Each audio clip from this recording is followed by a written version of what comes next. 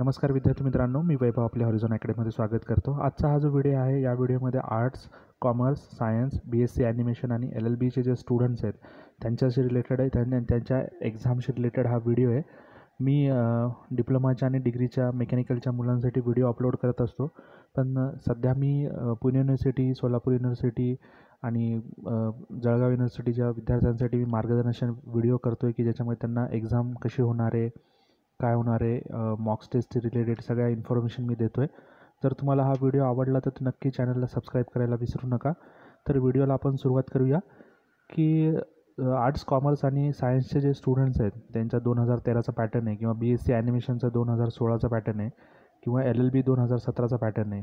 अशा विद्यार्थ्यांच्या प्रथम वर्षाच्या परीक्षा किंवा ME इलेक्टिव्ह या अभ्यासक्रमाच्या सर्व परीक्षा या महाविद्यालय स्तरात किंवा संस्था स्तरावर आयोजित करण्याबाबत आता मी तुम्हाला याच्या पुढचे जे आहे ते एकदम शॉर्टमध्ये सांगतो। पहिला जो पॉईंट आहे, पहिला पॉईंट काय आहे की तुमची एक्झाम 8 डिसेंबर 2020 ते 20 डिसेंबरच्या दरम्यान होणार आहे आणि निकाल तुमचा 10 जानेवारीपर्यंत लागण्याची शक्यता आहे, असं त्यांनी म्हणजे लागेल असं त्यांनी सांगितलेलं आहे। नंतर तुमची ही एक्झाम कशी होणार आहे, ऑनलाईन आणि ऑफलाईन दोन्ही होणार आहे। ज्या विद्यार्थ्यांना ऑनलाईन जमणार नाही आहे त्यांनी ऑफलाईन कॉलेजमध्ये जाऊन एक्झाम द्यायची आहे, पण त्यावेळेस त्यांनी सगळे कोविड-19चे जे प्रोसिजर आहे ती पण फॉलो करायची, SOP पण फॉलो करायची आहे। मग आता प्रश्न किती असणार आहेत? प्रश्न टोटल 60 असणार आहेत।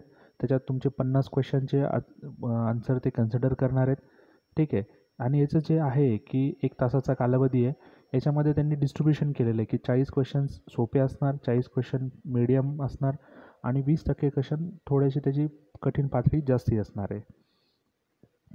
मग आता हे जे वेळापत्रक आहे हे तुम्हाला कॉलेजच्या वेबसाईटवर तुम्हाला अवेलेबल होऊन जाईल। त्याच्यानंतर 7 डिसेंबरपर्यंत ते तुम्हाला कळायला पाहिजे तिथे। आणि हे बाकी कोविड-19चं सगळं हे करून 5वा पॉईंट आहे हा, तो ऑलरेडी मी डिस्कस केले। आता ह्या एक्झामचा तुम्हाला इंटरफेस कळण्यासाठी म्हणजे नेमकं याचं कसं असतं, लिंक येते का, मेसेज येतो का, ईमेलवर येतं का, हे सगळं करण्यासाठी काय होणार आहे, एक मॉक टेस्ट होणार आहे। ती मॉक टेस्ट तुम्ही सगळ्यांनी अपेअर करा, म्हणजे तुमच्या मेन एक्झामच्या वेळेस तुम्हाला प्रॉब्लेम येणार नाही। त्याच्यानंतर आहे 7वा पॉईंट आहे की 60 क्वेश्चन्स असणार आहेत, त्याच्यात 50 गुणांची घेऊन नंतर त्यांचे रूपांतर प्रथम वर्षाकरिता मान्य परीक्षा आराखड्याप्रमाणे रूपांतर करून त्याचा निकाल जाहीर करण्यात येईल। तुमच्या जे सिलेबसमध्ये जसे मार्किंग स्कीम आहे त्याच्यामध्ये ते कन्वर्ट करता येतील। जे विद्यार्थी दिव्यांग असतील त्यांना 20 मिनटं जास्ती वेळ देण्यात येईल आणि लेखनिक वगैरे सहाय्यक पाहिजे असेल तर ते तुम्हाला प्राचार्यांना किंवा संचालकांना बोलून तुम्हाला ते पण अरेंज करता येईल। आता ही एक्झाम आहे ऑफलाईन आणि ऑनलाईन पद्धतीनं असल्यामुळे याची तुम्हाला रिचेकिंग, रिव्हॅल्युएशन, फोटोकॉपी वगैरे काहीही भेटणार नाही। सदर परीक्षांच्या आयोजनापूर्वी अथवा परीक्षा दरम्यान येणार अडचणी व शंकांचे निराकरण करण्यासाठी महाविद्यालय संस्थेमध्ये विद्यार्थी सहायता कक्ष, तुमच्या कॉलेजमध्ये एक हेल्प डेस्क असणार आहे की ज्याचा तुम्हाला नंबर देण्यात येईल। तिथे तुम्ही फोन करून विचारू शकता की सर मला ही अडचण येते एक्झामच्या दरम्यान, समजा इंटरनेट स्टॉप झालं किंवा काय झालं, तर हे सगळं तुम्ही तिथे विचारू शकता। असा हा व्हिडिओ होता। चला, थँक्यू।